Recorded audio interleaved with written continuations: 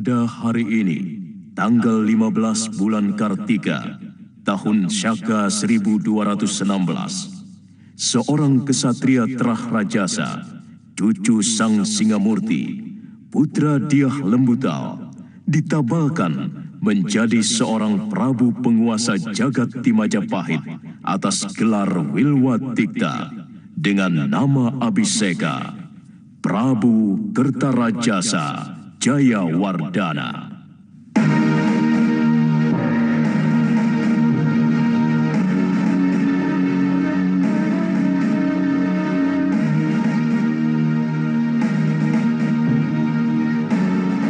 Sang Prabu akan melindungi kebebasan kaum Hindu memuja Siwa dan kaum Buddha melakukan ajaran agamanya. Sang Prabu akan memajukan negeri Wilwatikta menjadi negeri yang makmur untuk rakyatnya dan adil dalam menjalankan Undang-Undang Buta Ramanawa Dharma Sastra yang menjadi acuan dalam melaksanakan kehidupan seluruh rakyat.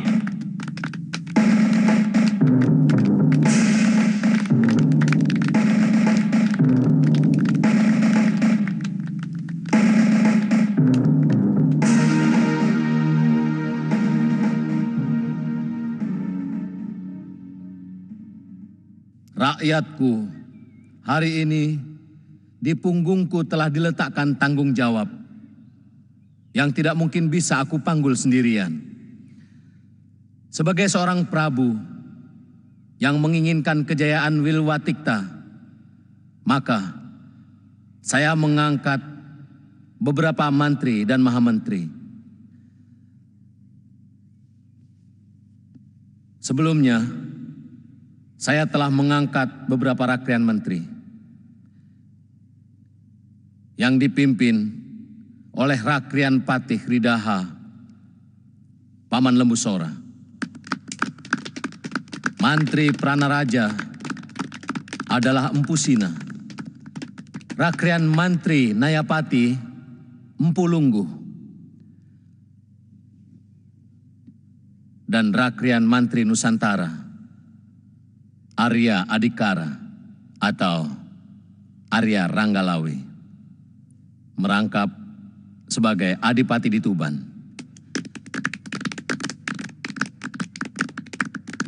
Paman Arya Wiraraja saya angkat sebagai Rakrian Mantri Makapramuka. Dan Rakrian Mantri Satyaguna adalah Empu Bangu.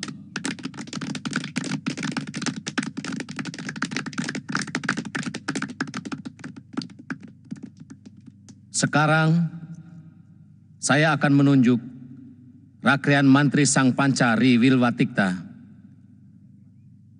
Rakrian Patih akan dijabat oleh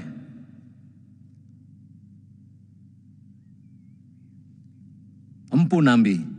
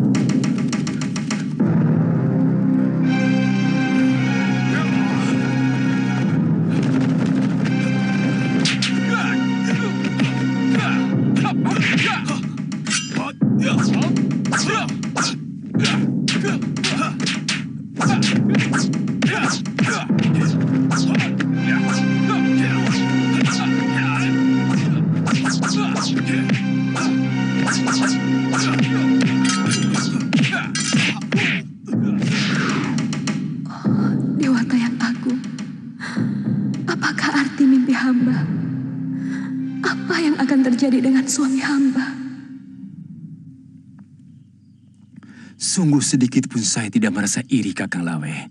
Saya sangat menyadari bahwa dalam perjuangan, baik semasa Gusti Wijaya dikejar-kejar pasukan Jayakatwang, sampai menyeberang ke Madura, maupun semasa perjuangan menyerang Kediri, dan pasukan Kitai Nagari, sama sekali saya tidak terlalu banyak berjasa.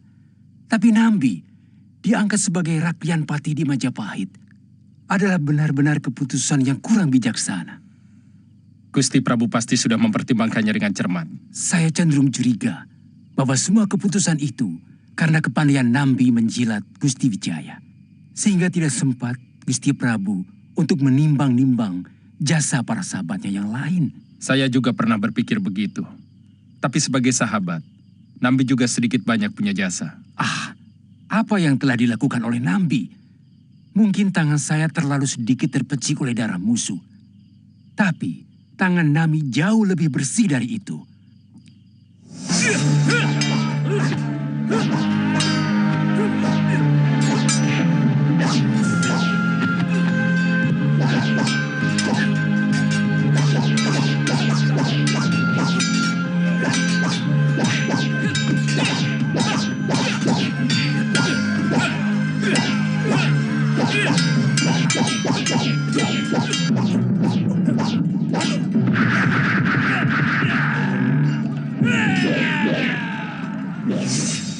Mestinya Paman Lembu Sora jauh lebih tepat daripada Nambi. Siapa yang meragukan kesetiaan Paman Sora? Kali ini kau benar, Mahapati. Tolong, jangan sebut saya Mahapati. Karena terus terang, yang memberi julukan itu juga Nambi. Supaya Gusti Prabu benci pada saya. Karena mengira saya gila hormat. Yang penting Kakang Lawe, negeri baru kita ini harus kita selamatkan dari penempatan orang yang kurang tepat. Kakanglah orang yang memiliki keberanian untuk bicara kepada Gusti Prabu. Pasti. Pada sidang paripurna nanti, saya akan bicara pada Gusti Prabu tentang kesalahan ini. Apapun yang terjadi, akan saya tanggung demi keselamatan negeri Wilwatikta ini.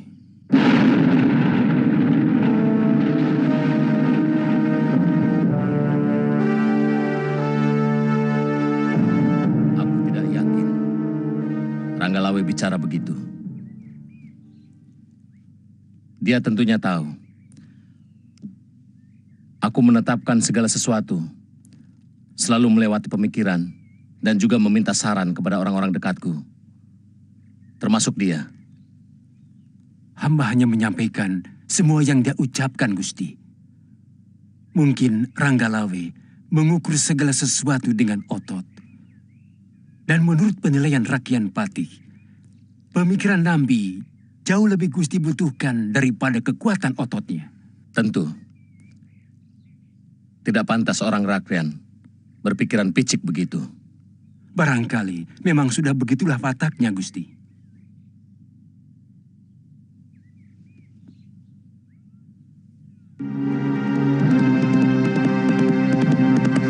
Terus terang, agak sulit hamba memberikan pendapat, Gusti Prabu. Karena Ranggalawe adalah keponakan hamba. Tapi sebaiknya tidak usah dianggap. Mungkin dia terpengaruh oleh omongan orang lain. Bagaimanapun aku tidak ingin melihat negeri ini sudah dicabik perpecahan. Ketika umurnya belum lagi 40 hari. Aku sudah bicara pada Raklian Patih Nambi. Dia rela melepaskan jabatannya demi keutuhan Wilwatikta.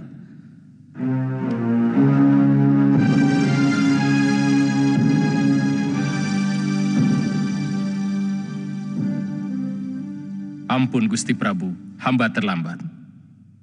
Tidak apa-apa. Mestinya dari kemarin kamu sudah harus berada di kota raja.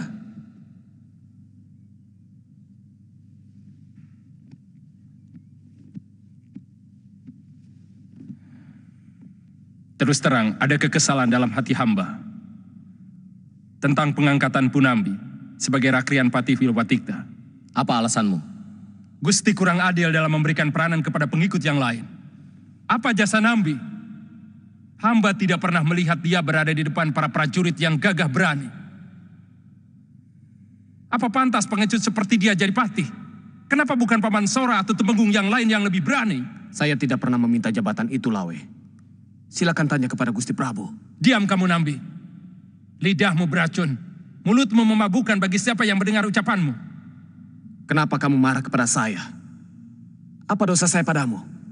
Apa kamu merasa rezekimu aku rampas, Lawe?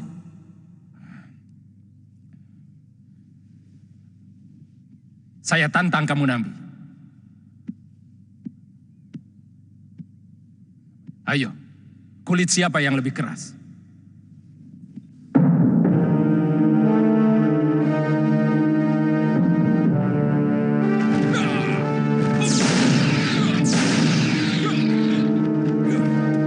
Ayo, Nambi, keluar! Supaya orang tahu siapa yang pengecut. Gunakan tanganmu untuk bertempur. Jangan cuma menggunakan lidahmu untuk menjilat. Maaf, Gusti Prabu. Ranggalawe telah menginjak-injak harga diri hamba. Sebagai seorang kesatria, hamba harus melawan. Meskipun hamba tahu akan kalah. Jangan, Rakepati. Ampun, Gusti Prabu. Izinkan hamba untuk menyumbat mulut anak sombong itu selamanya. Sebagai seorang kesatria, tidak pantas ia memamerkan jasa, menghitung pamrih.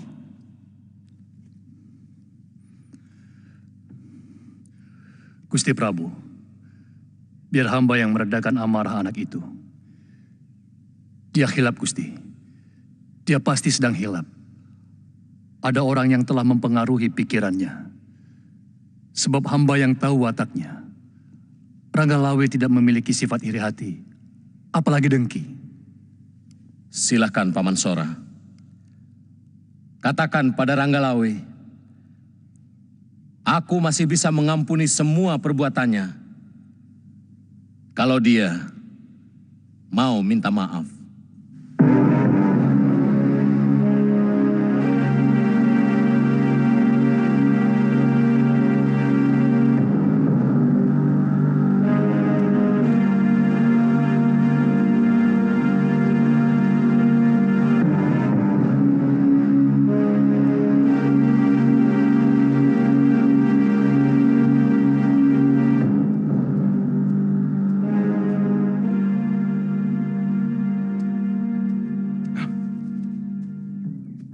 Lawe, kelakuanmu seperti anak bayi yang belum kenal pergaulan. Kamu telah mempermalukan seluruh kerabatmu. Apa pantas kamu bicara di hadapan rajamu sambil berkecak pinggang? Paman tidak usah ikut campur. Ini masalah keadilan.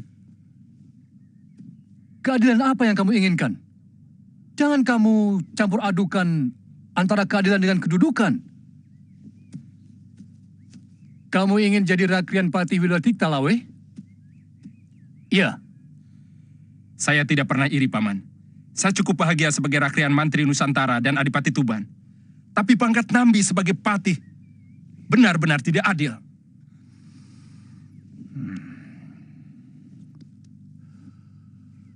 Apakah adil? Kalau misalnya akibat perbuatanmu ini, saya dikucilkan Sang Prabu dan seluruh Rakrian di Wilwatikta.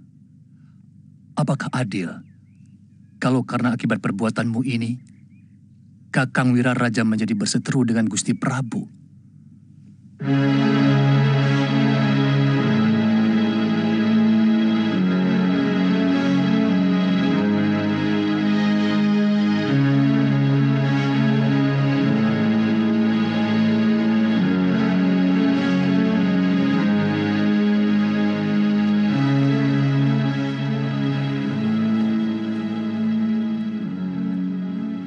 Kamu tahu kenapa Dewata meletakkan otak di atas mulut manusia?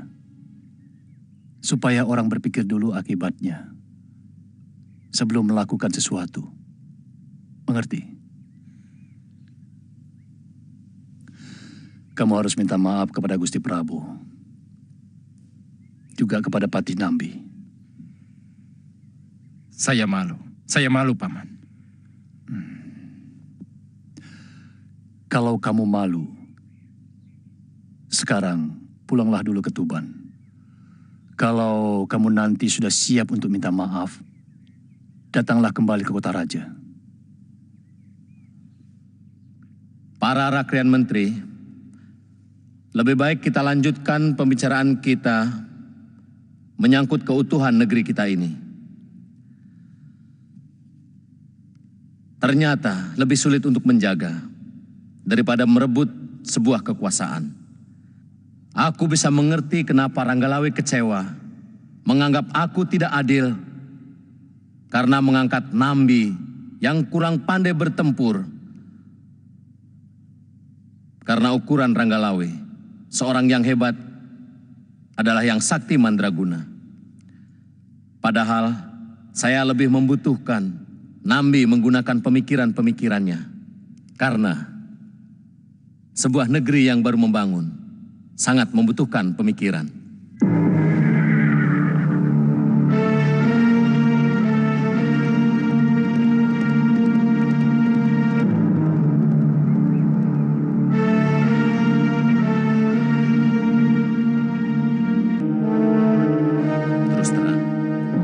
Jasa Ranggalawe kepada Majapahit, terutama kepada saya, sangat besar. Jadi sebenarnya sangat wajar kalau dia bertingkah seperti itu. Saya berpikir, apa tidak sebaiknya jabatan Mahapati saya ganti?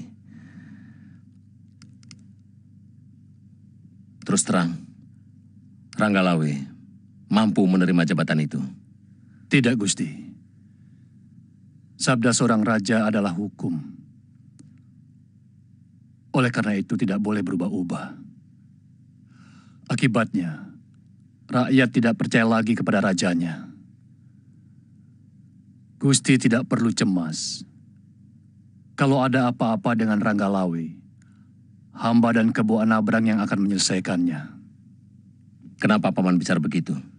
Kalau semua orang yang merasa berjasa kepada negerinya menuntut imbalan, maka negeri ini akan menjadi kepingan tanah yang dikotak-kotak sebagai milik orang yang mengaku pejuang itu. Tidak akan pernah ada negeri yang bernama Majapahit. Hamba yakin orang seperti itu memang ada, dan orang itu yang mempengaruhi jalan pikiran Ranggalawe.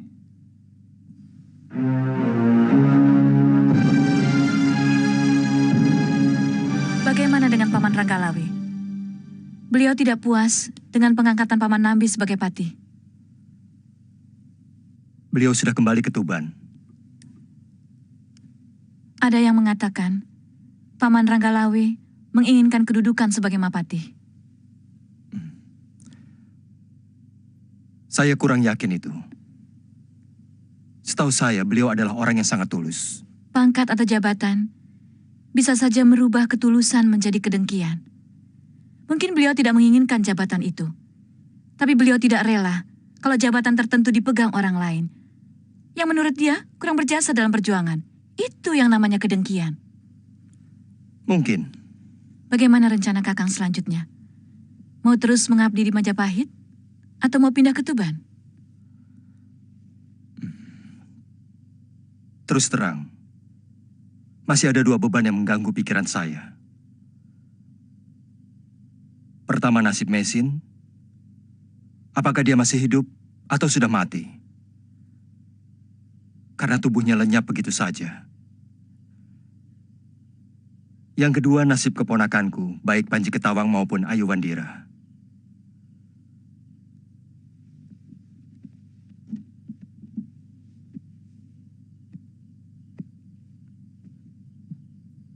Sebenarnya ingin sekali saya mencari mereka.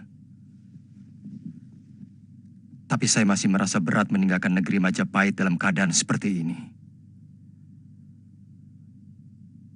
Mudah-mudahan pertentangan antara Gusti Ranggalawe dengan Gusti Nambi tidak bertambah besar.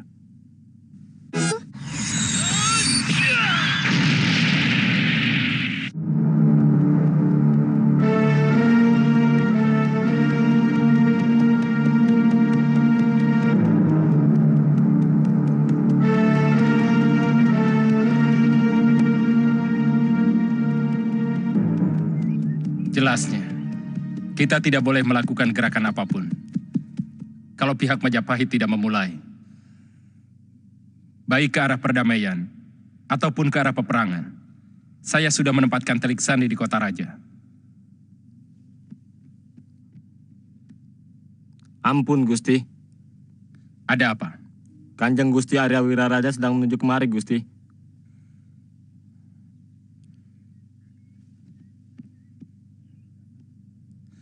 Ayahku datang dari Sumenep. Sebaiknya kalian bubar. Mungkin ada berita penting dari Majapahit. Kami mohon pamit, Gusti. Terima kasih Mararaya. Juga semuanya.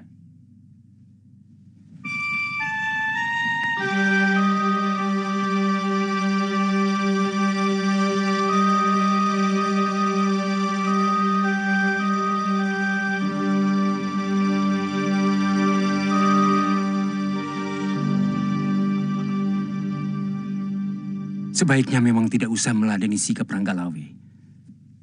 Tindakannya sudah seperti anak kecil. Sudah hampir 8 bulan. Dia tidak kunjung minta maaf kepada Sang Prabu. Apalagi kepada Kakang. Saya tidak akan tinggal diam kalau Ranggalawe bertindak melebihi batas. Sebagai patih, saya akan bertindak tegas kalau memang dia berniat merongrong kewibawaan Majapahit. Apa tidak akan menjadi semakin rumit, Kakang Nambi? Perpecahan akan terjadi di antara kita. Apa boleh buat? Negara tidak boleh tinggal diam kalau ada adipatinya yang balelo. Saya yakin, Gusti Prabu pun merasa terhina oleh tindakan Ranggalawe yang tidak pernah sowan ke Kedaton sejak kejadian itu. Paman Kebo Anabrang bahkan sudah mendesak Sang Prabu untuk menyerang Tuban. Sangat masuk akal. Tapi, apakah tidak akan mengganggu ketenteraman negeri yang baru berdiri ini? Kalau sempat terjadi pertikaian dan bahkan perang. Itu hal biasa, Halayuda. Banyak negeri yang baru bebas dari belenggu jajahan mengalami hal seperti itu. Percayalah, negeri Majapahit malah akan mengalami kejayaan sesudah melalui ujian pahit seperti sekarang ini. Ini yang selalu saya cemaskan. Mungkin karena saya terlalu mencintai Majapahit. Terlalu mencintai Gusti Kertarajasa Jayawardana.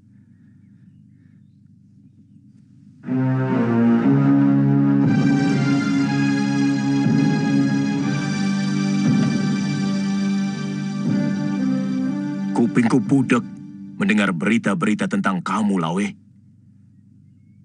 Kenapa sampai sekarang kamu tidak mau minta maaf pada Gusti Prabu? Ampun Ayanda. Hamba anggap tidak perlu melakukan itu. Apapun yang hamba lakukan, kewajiban hamba sebagai pejuang Majapahit untuk saling mengingatkan. Waktu yang tidak tepat menyebabkan kewajiban yang kau anggap suci itu menjadi kurang ajar. Menjadi terkesan bahwa kau seorang kesatria yang tidak tahu tata krama. Barangkali sebelum Gusti Prabu ditabalkan menjadi raja, saranmu itu baik dan benar. Tapi beliau sekarang sudah menjadi raja, Lawe. Tindakanmu yang ugal-ugalan di depan seorang raja, jelas itu tidak sopan. Hamba siap menerima segala akibatnya, Ayahanda. Kamu mau memberontak? Hamba mempertahankan kebenaran yang hamba yakini. Ajaran itu yang hamba dapat dari Ayahanda maupun dari Paman Lembu Sora sejak hamba masih kecil. Sebagai orang tua, aku hanya bisa memberimu nasihat untuk tidak berbuat sesuatu yang akan membahayakan dirimu sendiri. Tak ada seorang pun di Majapahit yang membelamu. Termasuk Adisora. Pasti mereka akan memihak Sang Prabu. Hamba sudah siap, Ayahanda. Hamba mohon Ayahanda pun tidak usah membela hamba. Karena persoalan ini persoalan hamba pribadi dengan Nambi.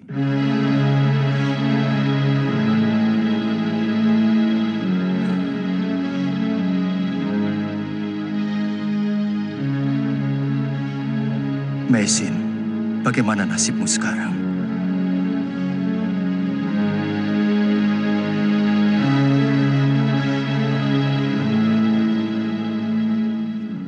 Jangan terlalu dipikirkan, Nyimas. Aku sangat tahu apa yang harus kulakukan.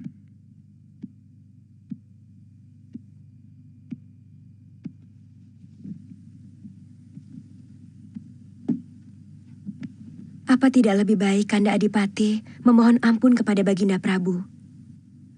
Dan kalau perlu, meminta maaf kepada Kakang Nambi. Benar, Kanda. Apa enaknya hidup dalam ketegangan yang seolah-olah tidak punya akhir? Mungkin ada baiknya Kanda sowan ke Kedaton, sekaligus membawa upeti persembahan. Untuk sikapku yang kurang sopan, mungkin aku bisa minta maaf kepada Gusti Prabu. Tapi tentang sikapku terhadap pengangkatan Bu Nambi, tidak akan. Apalagi harus minta maaf padanya. Aku sangat yakin sikapku berdiri di atas kebenaran.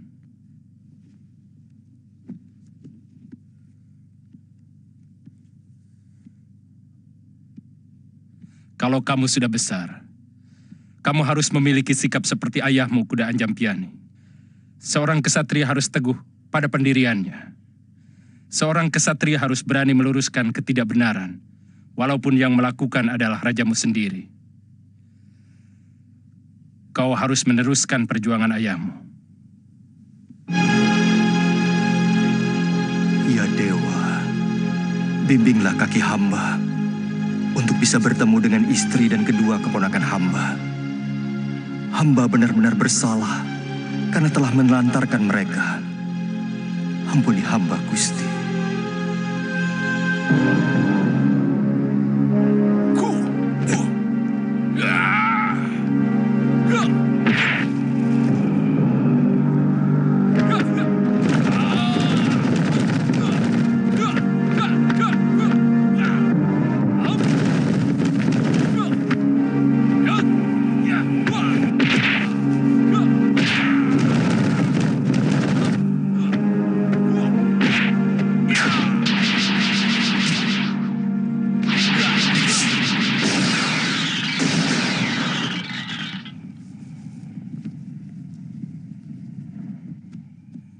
Baik, taruhlah perbuatan saya yang dulu itu salah. Apa karena kesalahan itu, Prabu akan melorot jabatan yang beliau anugerahkan kepada saya sebagai Rakrian Mantri Nusantara dan Adipati Tuban? Apa begitu sabda seorang raja?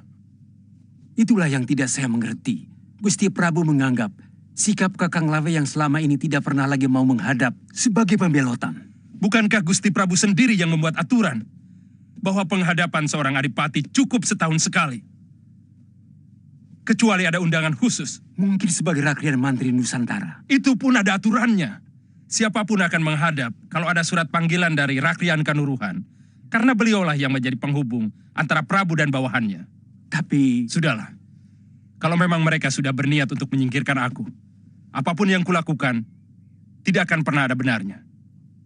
Terserah. Apapun yang dilakukan Gusti Prabu, saya siap menerimanya. Bagaimana kalau Pati Nambi mengirimkan pasukannya kemari? Saya lihat Kebo Anabrang sedang sibuk mempersiapkan pasukannya. Saya seorang kesatria. Pantang membiarkan orang menyerang tanpa memberikan perlawanan. Aku sudah siap menghadapi hal yang pahit sekalipun.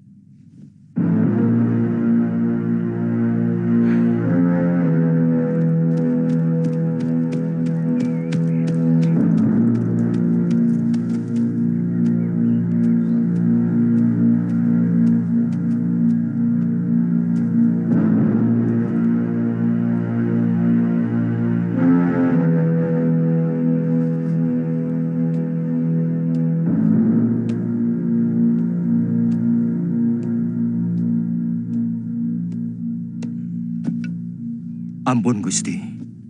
Siapa yang menyuruhmu kemari? Hamba datang sendiri, Gusti. Mau apa?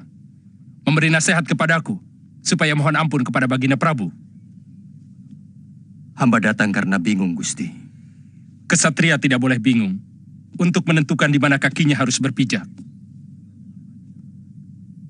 Menurut hamba tidak semudah itu, Gusti. Karena kedua tempat berpijak itu bukanlah pijakan yang baik. Maksudmu? Saya pernah mendengar seorang satria juga harus mendengar dan menghormati naluri hatinya sendiri. hamba akan berdiri di luar lingkaran. Hamba hanya akan menjadi saksi pertikaian dua kebenaran. Dan tidak satu pun yang ingin hamba bela. Lalu buat apa kamu kemari? Bagi hamba, Gusti adalah guru dari segala sikap kesatria. Itulah sebabnya kenapa saya harus pamit secara baik-baik. Saya senang mendengar jawabanmu, Kamandanu. Kamu berani meyakini sesuatu yang kamu anggap benar, dan dengan tegas membela keyakinanmu. Begitulah sebenarnya sikap seorang kesatria. Maaf, Gusti. Hamba tidak bisa menyertai Gusti. Saya bangga dengan ketegaran sikapmu. Kamu tidak usah mencemaskan aku. Karena semua yang kulakukan, maupun apa yang terjadi, adalah suratan Dewata Agung. Semoga Dewata selalu melindungi keselamatan Gusti. Terima kasih, Kamandanu.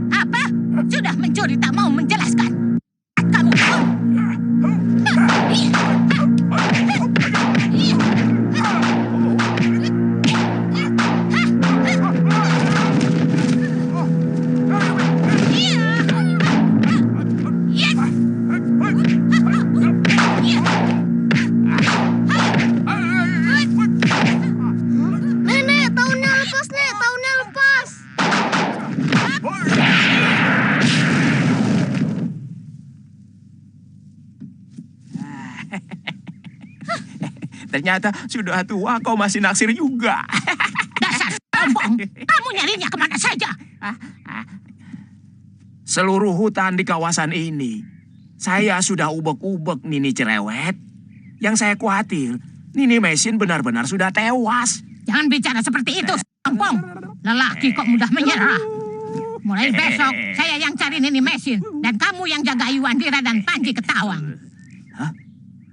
Jangan Nini, jangan. Kamu kan tahu saya tidak bisa bikin bubur, tidak bisa menyuapi anak kecil. Nanti kalau Iwandira mencret-mencret bagaimana? Makanya jangan suka nyepelekan kaum wanita. Banyak hal hanya kaum kami saja yang bisa melakukannya. Sombong. Panji. Ya, Kek. Bawa kantong kakek kemari. Ini, Kek. Nah, ini madu pesananmu, Nini. Taruh di dalam. Saya sedang repot membuat tepung beras. Ya, ya.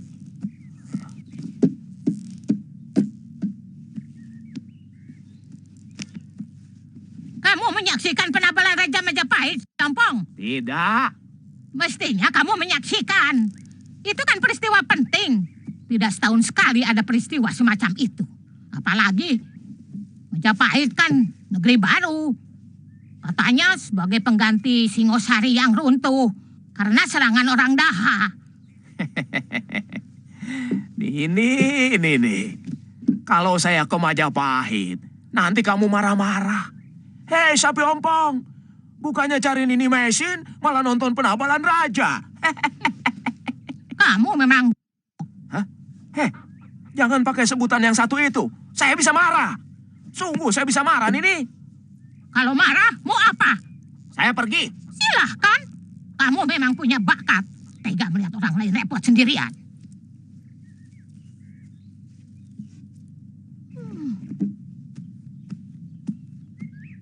Kau belum juga pergi? Ayo, silakan. Jangan kamu pikir saya tidak mampu membesarkan kedua anak ini. Saya paling sakit hati kalau dibilang goblok nih. Dulu kakak seperguruan saya. Terpaksa saya bunuh karena setiap hari mengata-ngatai saya goblok. Oh, jadi kamu ancam saya? Mau membunuh saya? Iya, bagus. Jadi semakin jelas niatmu. Ya, tidak begitu, Tony. Cuma itu loh. Boya jangan di saya. Saya minta maaf. Terus terang, tujuan hamba ke sana sebenarnya untuk menasihati Kakang Lawe. Bagaimanapun Majapahit yang damai akan lebih perkasa daripada kalau terjadi perpecahan.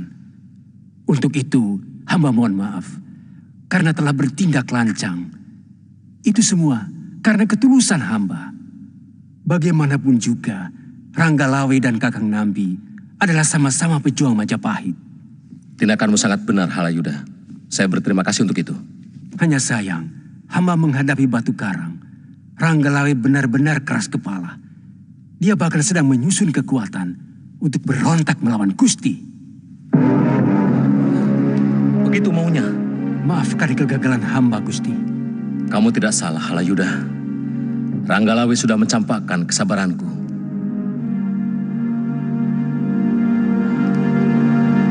Dan dia harus menanggung akibatnya.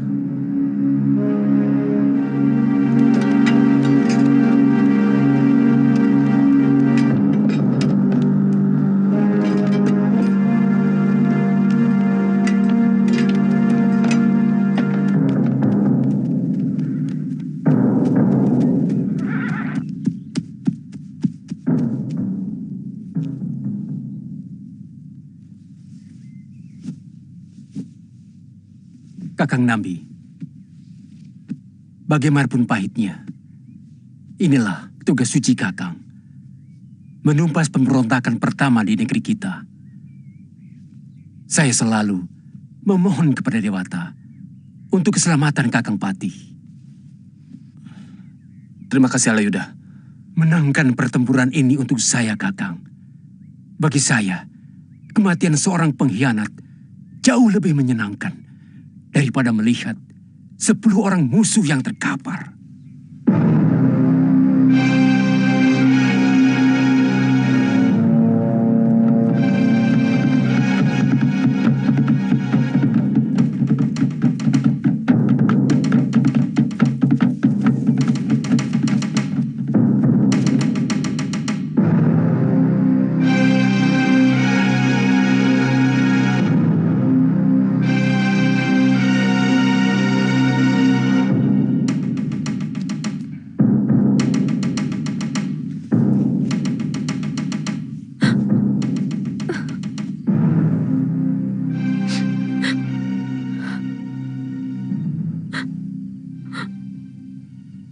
Martaraga,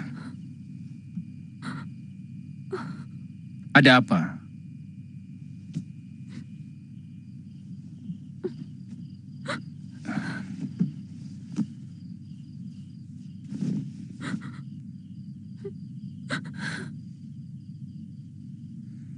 Kenapa menangis? Saya bermimpi.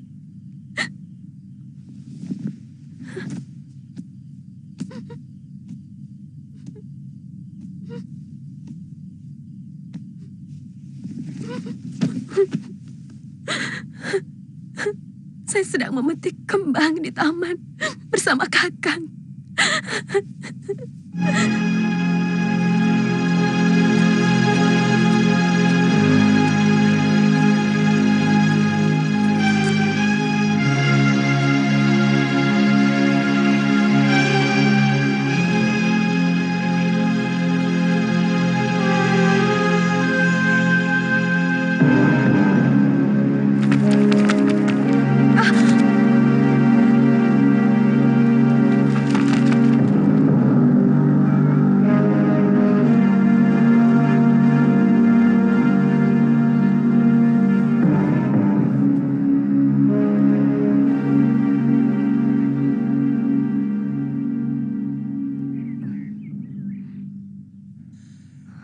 Tidak ada yang perlu ditangisi, istriku.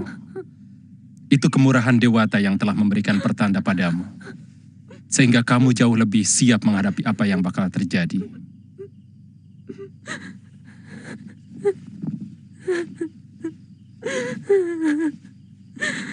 Saya tidak menangisi nasibmu, Kakang. Saya sedang menyesali akhir dari pengabdian Kakang. Apa perlu? Kenapa nasib Kakang harus berakhir sebagai pemberontak? Padahal selama hidup Kakang adalah pembela Gusti Prabu.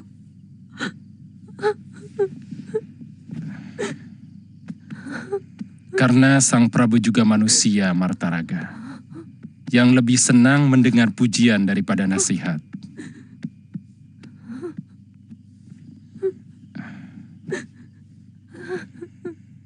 Saya ingin menjadi kebanggaan anak kita, Kuda Anjan Piane. Gugur sebagai pemberontak yang memiliki keharuman seperti bunga dalam mimpimu.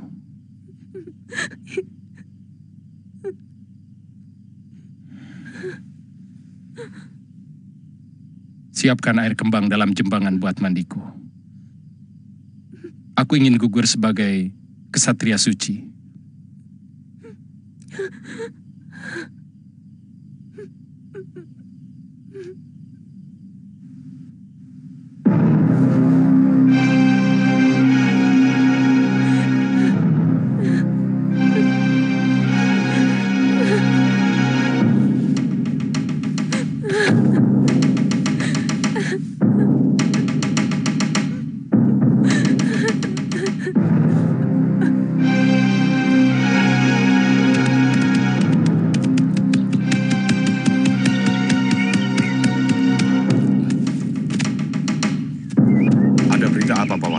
Pasukan Majapahit sudah menuju kemari.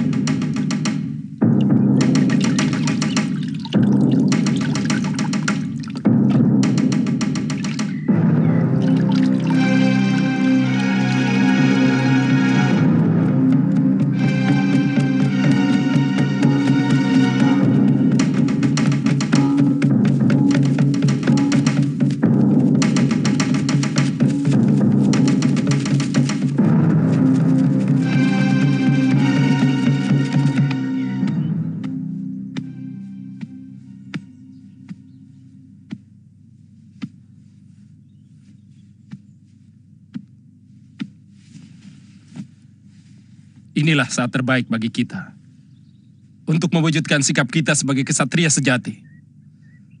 Tidak ada yang perlu ditakuti, meskipun kekuatan musuh berlipat 100 kali. Semua pasukan sudah kami siapkan di alun-alun, Gusti. Arahkan menuju sungai Tambak Beras. Dalam keadaan terjepit, sungai itu bisa kita gunakan sebagai benteng. Kita menyeberang? Ya, tapi siapkan pasukan panah di seberang barat. Mereka akan melindungi pasukan kita kalau terpaksa harus mundur menyeberangi sungai. Kita juga bisa gunakan pasukan panah itu untuk menghantam Majapahit, yang memang sengaja kita pancing mengejar pasukan kita.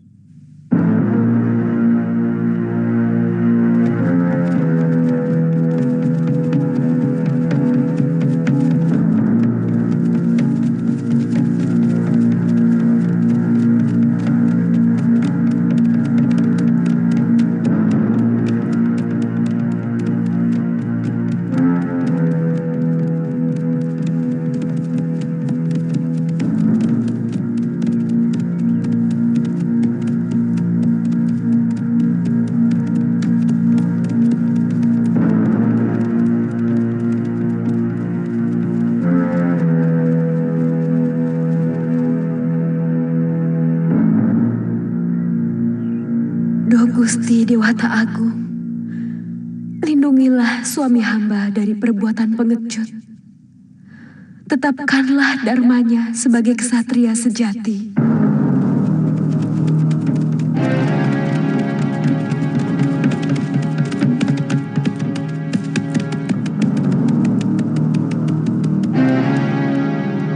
Ampun Gusti, mereka sudah memasuki Karang Pandan Gusti.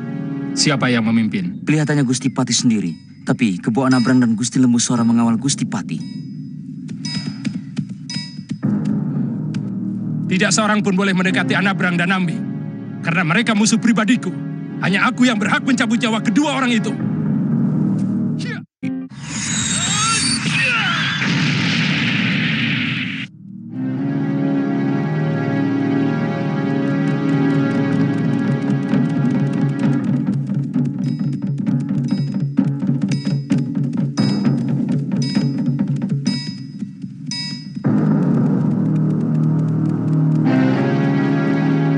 Pasukan panah di tebing sungai. Jangan nyebrang, meski pasukanku menang. Baik, Gusti. Kecuali pasukan panah. Yang lain menyeberang. Kita berperang karena diserang. Pertahankan kehormatan kita habis-habisan.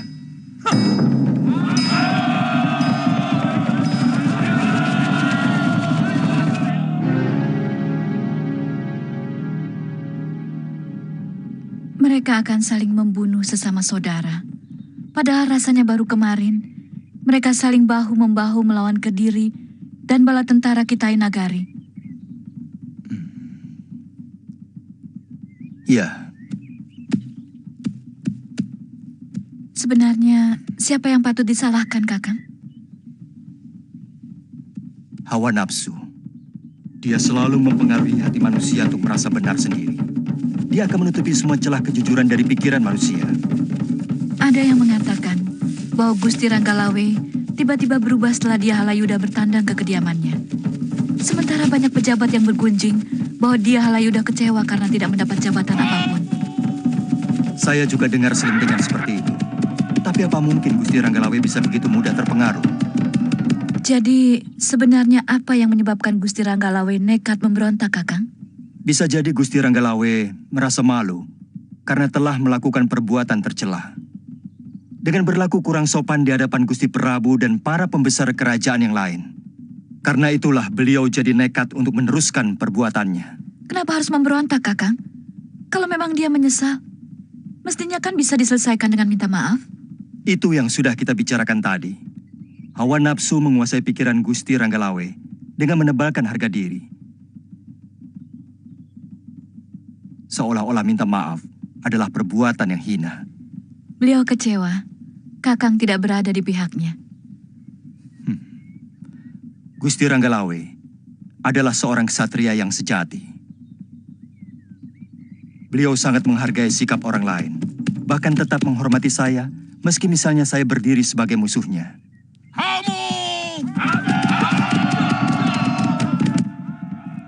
Kita serang mereka begitu sampai di seberang sungai. Boleh saya bicara dulu kepada Ranggalawe, Anabrang? Apa perlu, Kakang? Jelas dia membangkang kepada Sang Prabu. Ini usaha terakhir menyadarkan dia. Bagaimanapun, Ranggalawe pernah berjasa kepada Sang Prabu. Bagaimana Adipati? Kakang Lembu Sora mau mencoba menyadarkan Ranggalawe sekali lagi. Silakan, Paman. Saya pribadi tidak pernah menghendaki perang. Ranggalawe yang memulai semua ini. Terima kasih, Rakepati.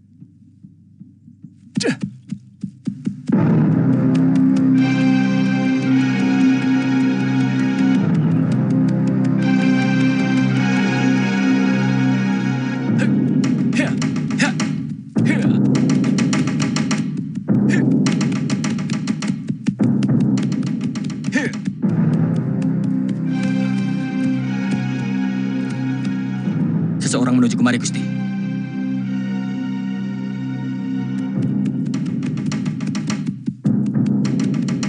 Saya tahu. Paman Lembu Sora. Mau apa lagi dia?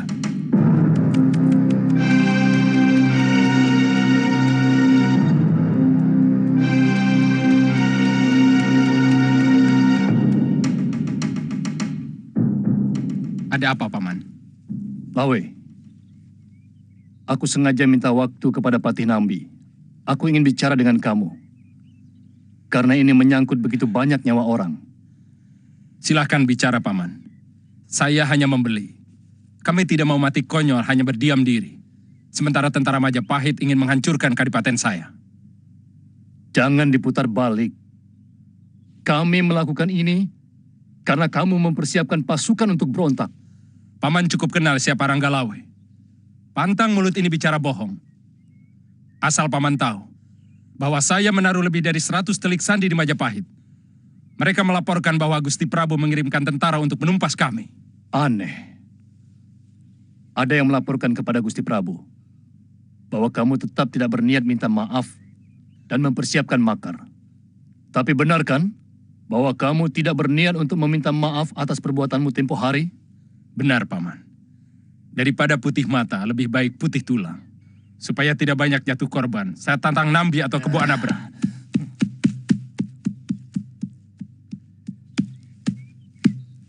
Jangan remehkan Kebo Anabrang, Lawe. Dia senopati yang sakti mandraguna. Biar bagaimanapun dia pernah dipercaya Gusti Prabu Kertanegara memimpin pasukan Singosari melanglang Nusantara. Dia senopati yang menaklukkan Dharmasraya dan Suwarna Bumi. Semua musuh saya anggap kuat, Paman.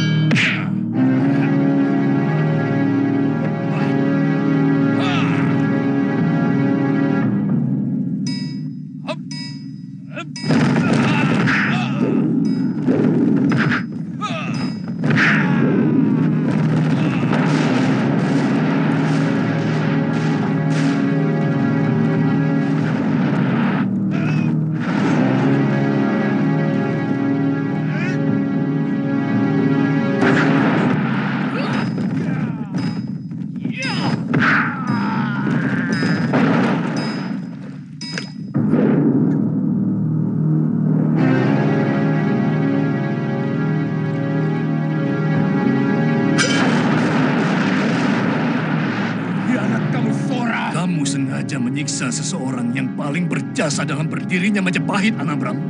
Iya!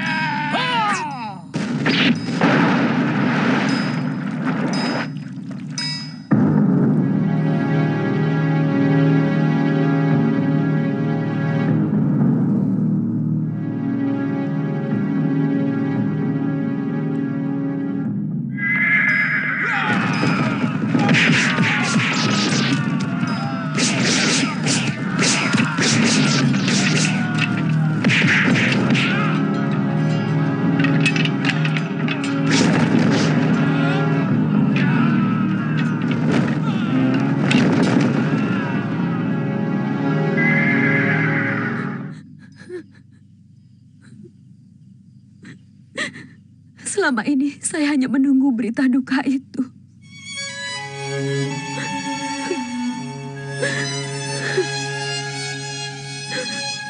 Karena kematian Kakang Ranggalawe.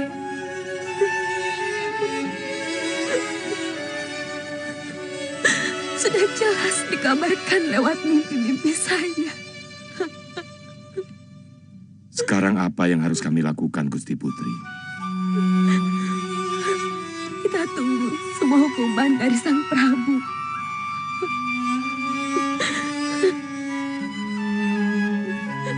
Biar Panji Mararaya yang mengatur semuanya.